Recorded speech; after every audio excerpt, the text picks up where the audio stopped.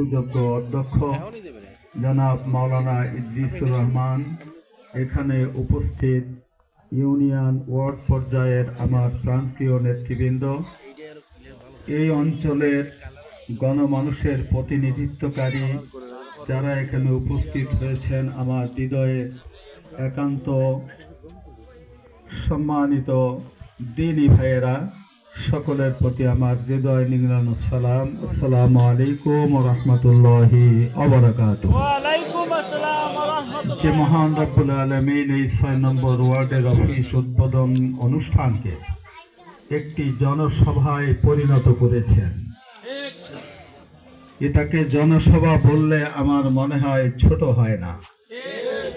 যে মহান মালিক আমাদেরকে এই সময়টুকু তার দিনের জন্য ব্যয় করার তৌফিক দান করেছেন, এই জনসভায় পরিণত করেছেন, আমরা সেই মাবুদের দরবারে প্রাণ খুলে সকলে শুকরিয়া আদায় করি, সবাই বলি আলহামদুলিল্লাহ। নেতৃবৃন্দ গুরুত্বপূর্ণ আলোচনা করেছেন, আমি খুব বেশি আলোচনা করতে চাই না। বাংলাদেশ জামায়াত ইসলামীকে এখন আর 3 দফা দাওয়াত আর 4 দফা কর্মসূচি দিয়ে মানুষের সামনে পরিচিত করার প্রয়োজন নাই। বাংলাদেশ জামায়াত ইসলামীকে আল্লাহ রাব্বুল আলামিন 5 তারিখের পরিবর্তনের পর এমন এক উচ্চতায় নিয়ে গিয়েছেন, শুধু বাংলাদেশে নয়, সারা বিশ্বের বুকে বাংলাদেশ জামায়াত ইসলামী এখন একটি আদর্শিক, নিষ্ঠাবান, দুর্নীতিমুক্ত একটি সংগঠনে পরিণত হয়েছে।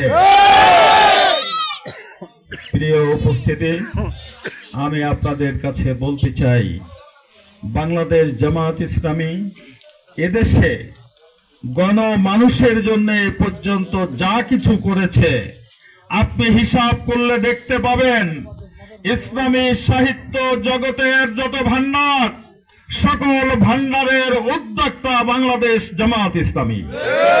যত প্রকার আবিষ্কার, সব প্রকার প্রচলন ঘটানোর এই আল্লাহর দ্বীনের সংগঠনের মাধ্যমেই হয়েছে।